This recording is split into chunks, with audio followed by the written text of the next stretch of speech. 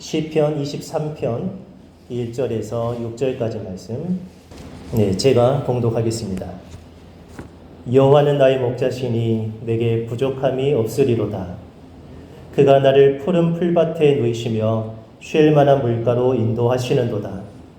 내 영혼을 소생시키시고 자기 이름을 위하여 의의 길로 인도하시는도다.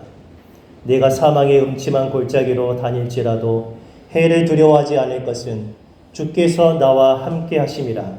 주의 지팡이와 막대기가 나를 안위하시나이다.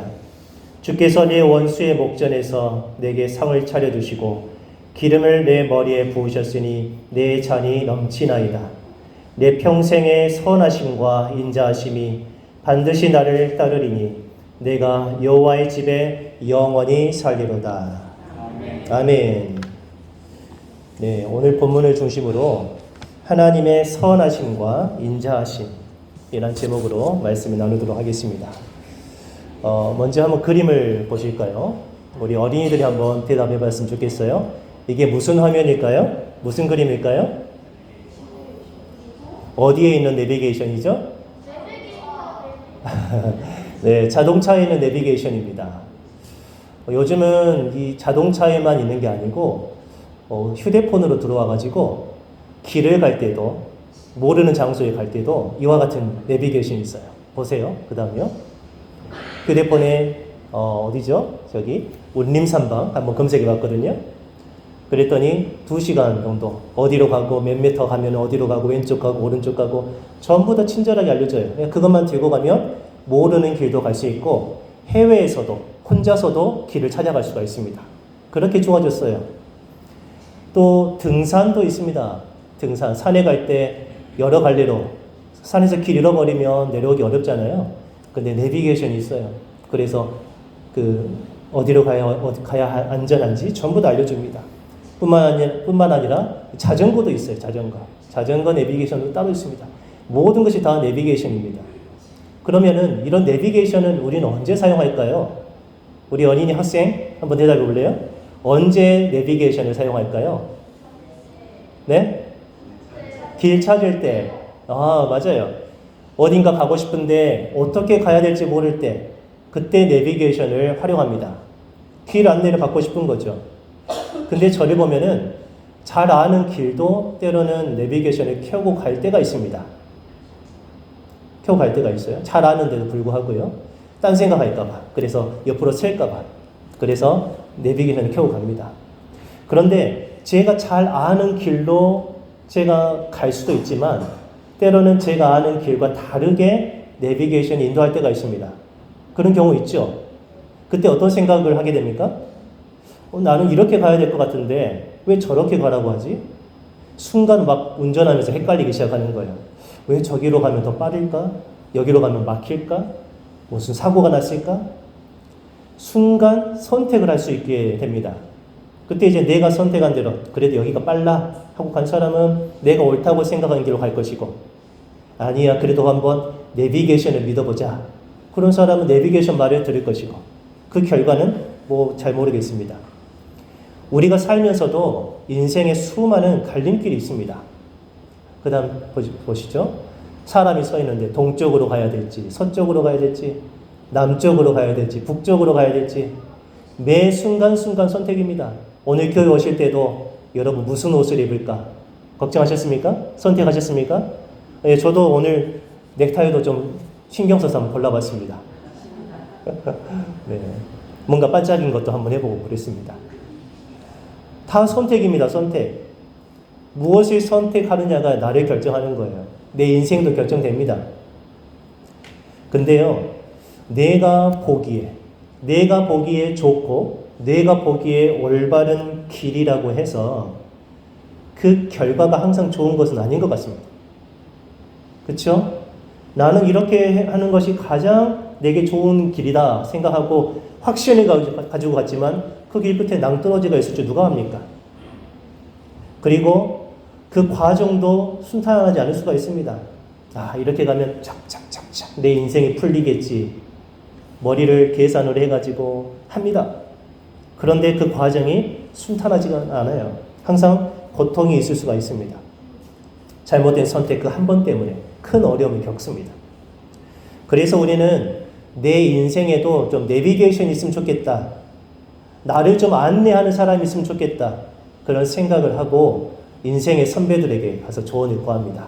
저 같은 경우는 원로 목사님 계시고, 목사님 이런 경우는 어떻게 해야 되겠습니까? 하고 저는 앞으로 자주 여쭐 예정입니다. 여쭐 생각입니다. 여러분도 그런 경우 있죠? 이제 다 인생을 오래오래 사신 분들은 이제 누구에게 물어볼 그런 처지는 아닌 것 같지만은, 우리 자라나는 학생들, 어린이들, 저 같은 젊은이들, 이제 매 앞으로 펼쳐질 세계가 너무 많아요. 한 번도 걸어보지 않은 길이에요. 그래서 인생의 선배들에게 가서 이런 경우는 어떻게 해야 될까요? 라고 물어봅니다. 근데요, 이 사람 말이 다르고요, 저 사람 말이 다르고요, 물어보는 사람마다 다 다르게 답변해줘요. 그런 경우 있죠? 똑같은 문제인데, 똑같은 비슷하게 사시는 분들인데, 제가 볼 때는 두 분 다 경험도 있고 지혜가 많으신 분들인데, 다른 선택을 하게 만든단 말이죠. 그럼 거기서 또 나는 고민을 해야 됩니다. 그러니까 인생의 선배라고 해서 항상 그 조언이 항상 옳은 것만은 아닌 것입니다. 항상 그 과정이 좋은 것도 아니고 결과도 잘 모를 수가 있습니다. 근데 만약에 하나님이 내 인생의 내비게이션, 인도자라면 어떨까요? 그 결과는 어떨까요? 항상 좋겠습니까? 안 좋겠습니까? 예, 100% 좋습니다. 하나님이 나를 인도하신다면은 그 결과는 무조건 좋습니다. 절대적으로 좋습니다. 그것을 믿으시기 바랍니다. 예, 하나님의 인도를 받으세요. 근데 오늘 초점은 하나님이 인도하시면 잘 됩니다. 좋습니다. 그게 옳습니다가 아니고요. 이런 질문을 저는 여러분에게 하고 싶어요. 하나님이 인도하시는데, 좋은 곳으로 인도하시는데 그 과정이 어떨까요? 과정도 좋을까요? 우리가 생각할 때 하나님이 인도하시니까 편안할까요? 항상 좋은 길만 있을까요? 그것에 대한 대답을 오늘 다윗이 해줍니다. 오늘 다윗의 시거든요. 오늘 본문을 보실까요? 1절을 제가 읽겠습니다. 여호와는 나의 목자시니 내게 부족함이 없으리로다. 그랬어요.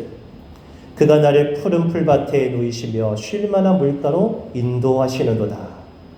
여호와께서 나의 목자가 되니까 부족함이 없답니다. 좋은 거죠. 예, 이왕 살 거 부족함 없이 사시기 바랍니다. 남에게 베풀 수 있도록 넉넉하게 하나님께서 여러분에게 주시길 바랍니다. 부족함이 없어요. 부족함이 없어. 여기서 말하는 건 물질적인 것이 아닙니다. 내 마음에도 어떤 사람은 고갈된 사람이 있어요. 물질은 풍성한데, 살만한데 내 마음이 아주 삐쩍 마른 그런 논밭처럼 되어버린 거예요. 그래서 옆에 있는 사람 작은 투정 하나 못 받아주고 그렇게 돼버릴 수가 있어요. 내 마음도, 내 삶도, 내 건강도 부족함이 없기를 바랍니다. 하나님께서 여러분의 목자가 되시면 그렇답니다. 또 하나님께서는 푸른 풀밭으로 인도하십니다. 그리고 맑은 시냇물로 가서 그 물을 마시게 하십니다. 이것은 사실 여호와께서 나의 목자가 되셔서 나의 삶을 인도한 결과죠. 네, 결과적으로 그렇다는 거예요. 그런데요, 부족함이 없는 상태에 이르기까지, 그리고 푸른 풀밭으로 가기까지, 맑은 시냇물가로 가기까지 과정이 그렇게 쉬운 게 아닙니다. 천하의 다윗조차도 쉽지 않았습니다. 그게 인도하시는 과정이 3절부터 5절까지 나와요. 자, 3절을 먼저 보실까요? 내 영혼을 소생시키시고 그랬습니다. 소생이란 말 아십니까? 심폐소생술. 길을 가다가 갑자기 심장이 멎었습니다. 심장마비가 왔어요. 그때 어떻게 해야 되죠? 눌러야 되죠? 심폐소생을 해가지고 심장이 다시 뛰게 만들어야 됩니다. 심장이 멈춰서 죽어가는 사람을 눌러서 다시 살려야 돼요. 근데 다윗은 지금 뭐라고 말합니까? 내 영혼, 내 생명을 소생시키시고 라는 말을 했어요. 여러분, 이것을 좀 깊이 한번 생각해 보면요, 소생할 지금 필요가 있다는 거겠죠? 다윗이 건강한데 소생할 필요가 있습니까? 심장이 힘차게 뛰고 있는 사람 눕혀놓고 소생시킬 필요가 있습니까? 그러지 않아요. 이 다윗도 심장이 멎어서 죽을 것 같은 고통을 경험한 거예요. 병에 걸렸든지 아니면 누군가에게 쫓기든지 누군가에게 배신을 당하든지 먹을 것이 없든지 마실 것이 없든지 그래서 죽을 것 같은 고통을 경험한 거예요. 근데 하나님께서 다윗의 영혼, 다윗의 생명을 소생시켰다. 그 말은 그만큼 고통 가운데 있다는 거예요. 다윗도 고통을 겪었습니다. 그 다음 볼까요? 자기 이름을 위하여 의의 길로 인도하시는도다. 하나님께서 자기의 이름, 자 보세요. 목자는 양을 인도하잖아요. 근데 유능한 목자는 양을 좋은 곳으로 인도해야 됩니다. 그래서 하나님은 자기의 이름 때문에, 명예 때문이라도 우리를 끝까지 인도하신다는 것을 말하고 있어요. 4절입니다. 내가 사망의 음침한 골짜기로 다닐지라도 그랬습니다. 지금 누가 하는 말입니까? 다윗이 하는 말이에요. 하나님과 정말 친밀한 관계를 가진 하나님의 사람 다윗. 그 다윗도 사망의 음침한 골짜기. 여기 골짜기로 들어가면 나 죽을 것 같다라는 공포를 느낄 정도로 그 골짜기를 피해 다닌 것입니다. 사울 왕이 계속해서 쫓아오니까요. 죽음의 그림자가 드리워졌어요. 한 발자국 앞에 뭐가 있는지를 몰라요. 얼마나 두렵겠습니까? 다윗도 그런 과정을 거쳤습니다. 그 다음 해를 두려워하지 않을 것은 그랬습니다. 해는 태양 해를 가리키는 게 아닙니다. 누군가가 내게 해코지를 하는 거죠. 내가 뭐 넘어져서 어디가 깨지거나 부러지거나 내 목숨이 위태위태하거나 그런 걸 가리켜서 해라고 합니다. 해. 여기서 주의할 것은 하나님이 인도하시면 해가 전혀 없다는 게 아닙니다. 해가 있지만 고통이 있고 또 어려움이 있지만 그것을 내가 두려워하지 않는다는 거예요. 저에게는 두려움이 있겠습니까? 없겠습니까? 저에게는 고통이 있습니까? 없습니까? 이렇게 번듯하게 서 있으니까 없을 것 같죠? 있습니다. 예, 그것을 여러분에게 뭐 세세하게 말할 수는 없습니다. 여러분도 보니까 오늘 주일이라고 깨끗하게 하시고 오셨어요. 아무런 근심 걱정 없으신 것 같아요. 근데 다 있으시잖아요. 네, 있어요. 그런데 그 가운데서도 평안함을 유지할 수 있다는 거죠. 그것 때문에 허둥지둥 하지 않는다는 거예요. 그게 중요한 겁니다. 그게 중요한 거예요. 그래서 우리가 기도할 때 하나님 내게 어떠한 재해도 없게 해주십시오 라기보다는 그런 재해를 만났을 때 내가 당황하지 않고 하나님께 피난처를 삼게 해주십시오. 하나님 날 도와주십시오 라고 기도하는 것이 더 현명한 기도입니다. 자, 그 다음 계속 볼게요. 주께서 나와 함께 하심이라. 이제 4절 끝에예요. 주의 지팡이와 막대기가 나를 안위하시나이다 그랬습니다. 목자에게는 두 가지의 막대기가 있답니다. 하나는 지팡이고 하나는 막대기랍니다. 이 지팡이는 좀 들짐승을 공격하기 위한 그런 용도랍니다. 그러니까 양을 치고 있을 때 늑대가 와요. 공격합니다. 그때 어떻게 해요? 그 지팡이로 찌르거나 때리거나 해서 도망치게 만드는 겁니다. 공격을 하는 거예요. 그리고 막대기는 그걸 던진답니다. 자기가 가야 할 방향으로 던지면 소리가 난다고 해요. 소리. 그래서 양이 그 소리를 듣고 방향을 싹 튼다고 해요. 지금 마치 다윗이 자기를 물어뜯는 늑대와 같은 사람들이 있다는 거예요. 그때 하나님께서 목자가 되시니까 물어뜯으려고 할 때 지팡이로 찔러서 쫓아내 주신다는 거죠. 그리고 자기 혼자 동떨어진 것 같을 때, 나 혼자 길을 걸어가는 것 같을 때 하나님께서 막대기로 길을 안내해 주신다는 거예요. 다윗도 그랬습니다. 모든 것을 다 아는 게 아니었습니다. 또 5절입니다. 주께서 내 원수의 목전에서, 목전이란 말은 눈 앞에서 라는 뜻입니다. 내 원수가 지금 빤히 쳐다보고 있는 그 앞에서 상을 차려주시고 기름을 머리에 부으셨습니다. 지금 다윗 앞에 누가 있습니까? 원수들이 지금 잡아가려고 창을 들고 방패를 들고 있다는 거예요. 한 명이겠습니까? 아니, 군대. 다른 시편에 보면은 1000만 사람이 나를 애워싸 진칠지라도 나는 두려워하지 아니하리로다 그랬습니다. 1000만이 그렇게 셀 수 없는 군대가 다윗 한 사람을 잡으려고 지금 눈앞에까지 왔는데 하나님은 그걸 싹 보호해 주시면서 먹어라, 힘을 내라, 두려워하지 말아라 해주신다는 거예요. 그러니까 우리 삶 앞에서도 늘 원수 같은 일들이 있다는 거죠. 우리를 넘어뜨리고 우리를 파괴하고 그런 것들이 항상 우리 삶을 도사리고 있습니다. 그게 없는 게 아니에요. 그 다 과정입니다.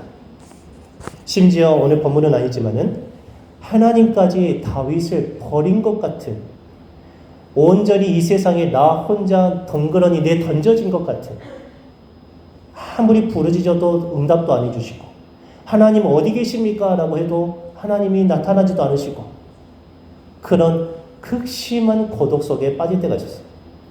22편 1절 2절인데요. 이제 본문 앞이니까 한번 보시겠습니다. 같이 한번 읽어볼까요? 1절과 2절입니다. 22편이에요.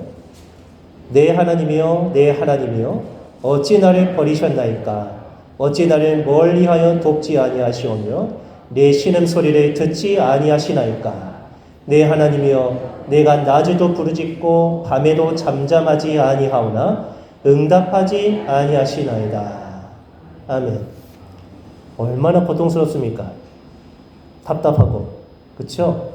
이게 여호와께서 다윗의 목자가 되신 그 과정입니다. 그 과정이에요. 근데 분명한 사실은 여호와 하나님께서 다윗의 목자가 되셨다는 거예요.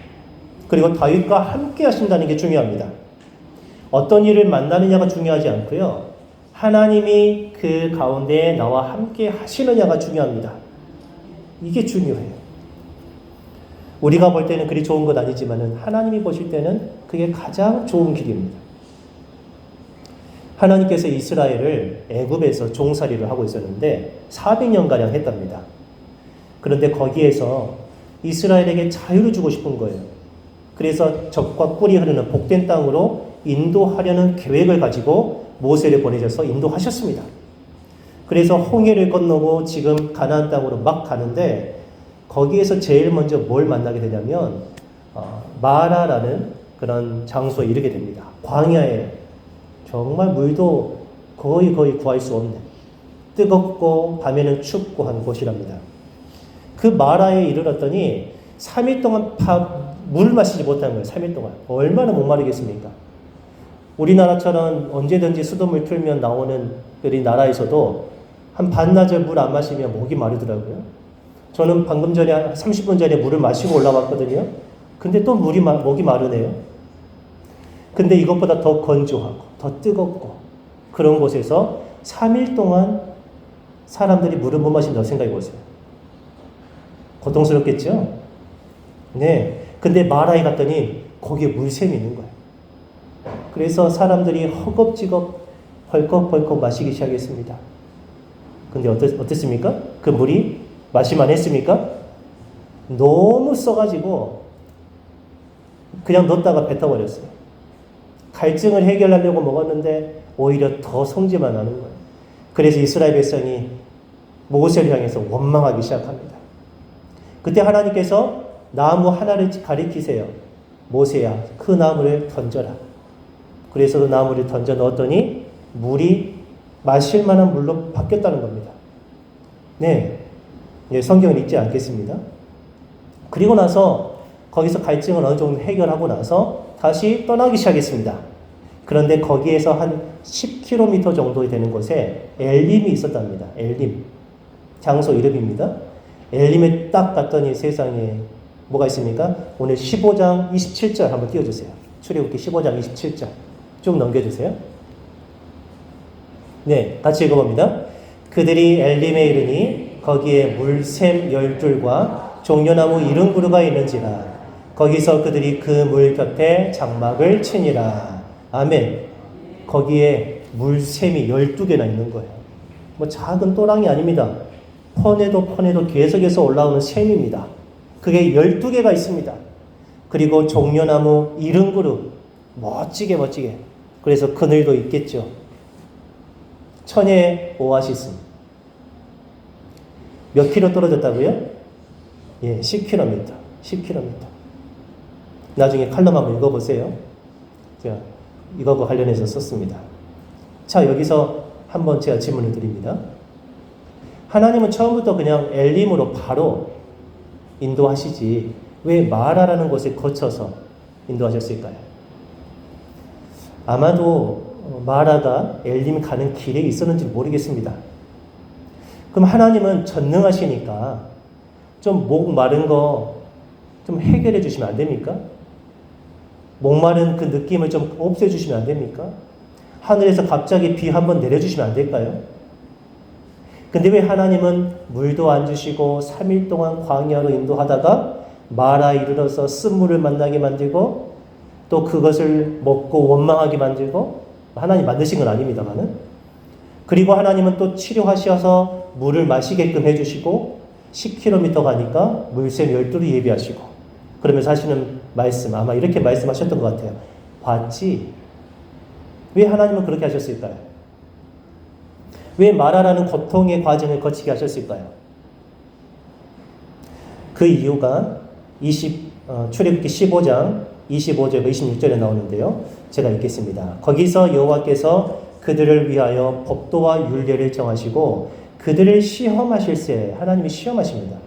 이르시되 너희가 너희 하나님 나 여호와의 말에 들어 순종하고 내가 보기에 우리가 보기가 아닙니다. 하나님 보시기에 의를 행하며 올바르게 살며 내 계명에 귀를 기울이며 내 모든 규례를 지키면 한마디로 하나님께 순종하면 내가 애굽 사람에게 내린 모든 질병 중 하나도 너희에게 내리지 아니하리니 나는 너희를 치료하는 여호와임이라. 아멘. 만약 이 마라를 거치지 않았다면 하나님께서는 그저 출애굽의 하나님, 그냥 전능하신 하나님 그 정도로만 알고 있었을 거예요. 우리의 병을 치료하시는 하나님, 우리의 삶을 고치시는 하나님, 그것은 아니라고 생각했을지 몰라요. 그런데 그 과정을 거치고 나서 이스라엘 백성에게 내가 누구냐라는 걸 가르쳐 준 거죠. 나는 너를 치료하는 여호와다. 우리를 치료하시는 하나님인 것을 믿으시기 바랍니다. 그 고통의 과정을 거치는 거예요. 왜 하나님이 내게 이런 질병을 주셨을까요? 모르겠어요. 근데 분명한 뜻은 있다는 거예요. 그 과정을 거치면서 여러분의 입으로 하나님을 시인하게끔 하는 거죠. 그게 믿음의 연단입니다. 그 과정을 우리는 지금 거치고 있는 거예요. 하나님이 누구신지, 그리고 하나님의 말씀에 순종할 때 하나님이 함께 하시는 증거가 나타나는 거죠. 그걸 친히 가르쳐 주시기 위해서 그 고통이에요. 고통을 주신 거예요. 근데 사람들은 모르죠. 그냥 당장에 몸만 마르다고 하는 거죠. 하나님의 선한 인도 과정을 인정하지 않은 거예요. 하나님은 왜 이스라엘을 광야에서 고통스러운 환경으로 또 쉴만한 환경으로 이랬다가 저랬다가 하실까요? 왜 하나님은 다윗을 이런저런 환경으로 인도하시고 또 보호하시는데 끝까지 지켜주세요. 처음부터 지켜주시지. 그런 일 안 만나게 하시지. 여기에 대한 해답이 있습니다. 왜 하나님은 그러신가? 오늘 본문입니다. 시편 23편 6절을 한번 같이 읽어봅니다. 6절. 시작. 내 평생의 선하심과 인자하심이 반드시 나를 따르리니 내가 여호와의 집에 영원히 살리로다. 아멘.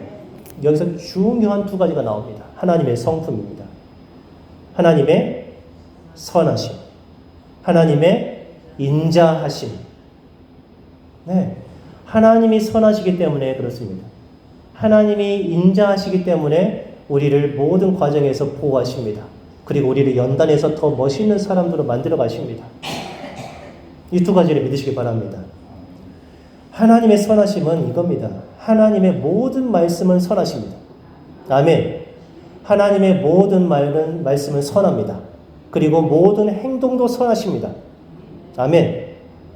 그래서 우리에게 하나님이 우리의 보호자가 되시고 우리를 이끌어 가시는 하나님이라면은 하나님이 지금 나를 이끌어 가시는 그 모든 과정도 그 결과까지도 선하신 겁니다. 네. 근데 우리가 그것을 이해를 못하는 거죠. 우리가 그것을 바라볼 때 선하지 못한 거예요. 하나님 왜 그러십니까? 하나님 왜 나를 이런 고통을 주십니까? 왜 나를 여기로 인도하십니까? 내가 볼 때는 저기로 가는 게 맞는데 왜 하나님 저를 좀 지름길로 가게 해주시지 빙글빙글 돌게 해주십니까? 저 이제 좀 바로 가고 싶네요. 시간 낭비하고 싶지 않네요. 왜 하나님 저를 이곳에 살게 하셨습니까? 왜 하나님 저를 이렇게 하셨습니까? 라고 우리가 판단할 때 그것은 좋지 않은 것 같아서 원망하고 불평하지만은 하나님은 선하세요. 하나님은 선하세요. 우리가 원망하고 불평한 것은 하나님이 참되시고 하나님이 선하시다는 사실을 믿지 못하기 때문입니다. 곰곰이 생각해 보세요. 하나님이 여러분에게, 우리에게 무슨 잘못을 하셨습니까? 혹시 하나님이 잘못하신 것이 있다고 생각하신 분은 저에게 와서 말씀 좀 해주세요. 저는 아무리 생각해도 하나님은 잘못하신 게 없어요. 하나님이 잘못하신 게 하나도 없습니다. 그것을 내가 인정하고 싶지 않은 거예요. 내 욕심 때문에. 내 안에는 죄성, 하나님을 떠나서 살고 싶은 그런 마음 때문에 그렇습니다. 그러나 하나님은 선하십니다. 그리고 두 번째, 하나님은 인자하십니다. 오늘 굉장히 중요한 겁니다. 하나님은 인자하십니다. 인자라고 하는 것은 사랑입니다. 사랑. 사랑 인자, 사랑 자자를 쓴답니다. 하나님은 사랑이십니다. 하나님이 사랑하시기 때문에. 그리고 이것을 원래는 히브리 사람들은 헤세드라고 부른답니다. 헤세드라는 그런 단어를 쓴답니다. 근데 여기에는 인자, 인애란 말 들어보셨죠? 인애, 사랑, 자비 여러 가지로 번역이 될 수가 있어요. 사랑입니다. 사랑. 그런데 이 헤세드, 인자하심, 이 사랑은 우리끼리 서로 나누는 그런 사랑이 아닙니다. 이 세상에서 찾아볼 수 있는 사랑은 아닙니다. 우리가 친구끼리도 서로 우정을 나누죠. 동네분들과 이웃들과 함께 우정을 나누시잖아요. 그것도 사랑입니다. 연인들과도 사랑을 나누고, 부모와 자식 간의 사랑을 나누고, 교회와 성도가 서로 사랑을 나누고, 목회자와 성도가 사랑을 나누고, 다 사랑입니다. 근데요, 하나님께서 인자하시다, 하나님께서 우리를 사랑하신다라고 하는 것은 그런 의미가 아닙니다. 좀 쉽게 설명을 드릴게요. 하나님은 사람에게 나타나셔서 무언가를 말씀하시고 뭔가 복을 주시려고 할 때 항상 약속을 하십니다. 하나님은 약속하시는 하나님이세요. 너희가 나의 백성이 되겠느냐? 그러면 나도 너희의 하나님이 되어주리라. 이거예요. 내가 너희의 보호자가 되어주리라. 네가 나의 백성이 된다면, 이것을 나와 약속한다면. 그래서 하나님께 약속을 맺은 장면들이 많이 나옵니다. 그리고 그 약속을 맺을 때 항상 피가 흘려졌습니다. 짐승의 피가 흘려졌어요. 출애굽기 12장에 하나님은 이스라엘을 어린 양의 피로 구속하셨습니다. 어린 양의 피로 어린 양을 잡으면 피가 나오잖아요. 그 피를 이스라엘 백성들이 사는 그 집집에 전부 다 발라놨어요. 그리고 그날 밤에 하나님이 천사를 보내서 애굽 사람들을 전부 다 죽이기 시작했습니다. 근데 그 피가 있는 집은 넘어갔습니다. 그래서 구원하셨습니다. 거기에도 피가 흘려졌습니다. 그리고 출애굽기 24장에 보니까 하나님은 그렇게 구원받은 이스라엘 백성과 숫송아지를 잡아서 그 피를 흘려서 딱 뿌려놓고 나와 언약을 맺을래? 라고 말씀하셔요. 너희가 정말 나만을 섬기겠느냐? 그럼 내가 너희 하나님이 되어줄게. 그런 약속을 체결합니다. 좀 우리식으로 말하자면은 이제 결혼식이라고 생각하시면 됩니다. 하나님과 이스라엘 백성이 결혼을 약속한 거예요. 신랑과 신부처럼. 그때 피를 뿌렸어요. 왜 피를 뿌렸냐면은 둘 중에 한 사람이라도 그 약속을 어기면 이 짐승처럼 죽임을 당하겠다 하는 거죠. 만약에 하나님이 약속해놓고 하나님이 약속을 어겼어요. 그럼 하나님이 죽으셔야 됩니다. 이스라엘 백성이 좋습니다. 나 하나님만 섬기랍니다 하고 약속을 했는데 이스라엘이 그 약속을 어겼어요. 그럼 누가 죽어야 됩니까? 이스라엘이 죽어야 되는 거예요. 생명과 죽음을 걸고 하나님은 약속을 하신 거예요. 그래서 이스라엘 백성이 네, 제가 하나님만 섬기겠습니다. 그래서 약속이 체결됐습니다. 그때 하나님은 그렇게 자기와 약속한 백성을 끝까지 사랑하세요. 끝까지 책임지세요. 그런 하나님의 성품을 가리켜서 사랑이라고 불러요. 헤세드라고 부릅니다. 인자하심이라고 불러요. 여기서 답이 나왔네요. 하나님이 왜 다윗을 끝까지 인도하셔서 하나님이 계시는 성전에까지 이르게 하시는가? 결국에 하나님께서 원하시는 그 위치에까지 끌고 가시는가? 다윗이 연약함에도 불구하고 왜 하나님은 그렇게 하시는가? 답이 나왔습니다. 하나님은 선하시기 때문에. 하나님은 다윗과 언약을 맺으셨기 때문에. 약속하신 백성, 약속을 맺은 하나님의 백성을 하나님 버리지 않으십니다. 그래서 다윗은 그것을 알았어요. 아, 내가 이런 고통의 과정이 있었지. 내 인생에 이런 어려움이 있었지.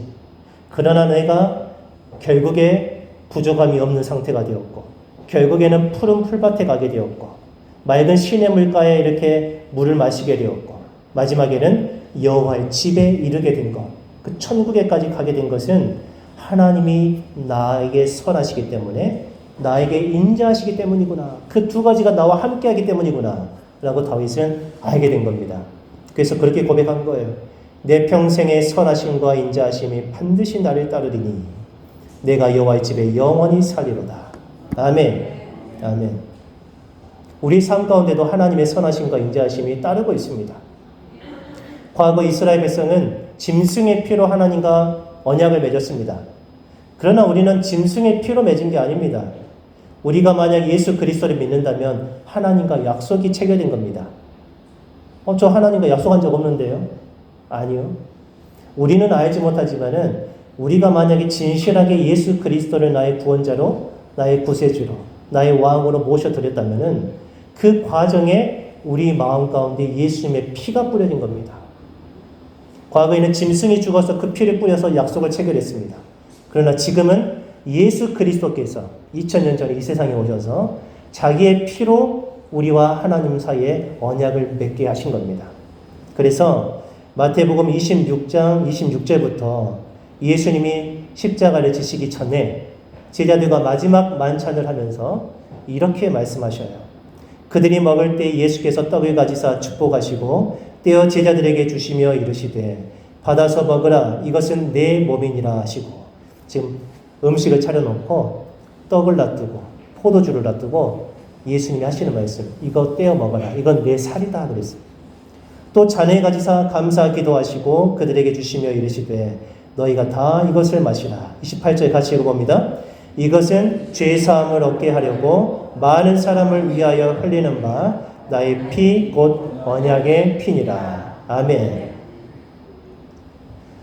하나님은 우리의 하나님이십니다. 예수님의 피로 언약을 맺었습니다. 그렇기 때문에 하나님이 보실 때 우리는 하나님의 자녀고 하나님의 백성이에요. 그래서 우리 평생에 하나님 우리를 선하게 인도하고 계십니다. 근데 문제는 뭐라고요? 우리가 욕심이 많은 거죠. 우리가 악한 거예요. 말씀을 정리할까요? 우리는 악하지만은 하나님은 언제나 선하시다는 그것을 사실을 여러분 인정하시기 바랍니다. 그것을 여러분 믿으셔야 돼요. 하나님이 선하시다는 것을 안다면은 우리 삶의 불평, 불만이 훨씬 줄어들 겁니다. 왜요? 하나님이 내게 허락하시는 환경, 하나님이 내게 주신 사람들, 감사합니다. 내가 좀만 더 견디겠습니다. 내가 하나님의 뜻을 더 찾겠습니다. 내가 더 죽겠습니다. 이런 식으로 말할 수 있겠죠. 그리고 우리를 향한 하나님의 영원한 사랑을 굳게 붙드시기 바랍니다. 하나님 여러분을 사랑하십니다.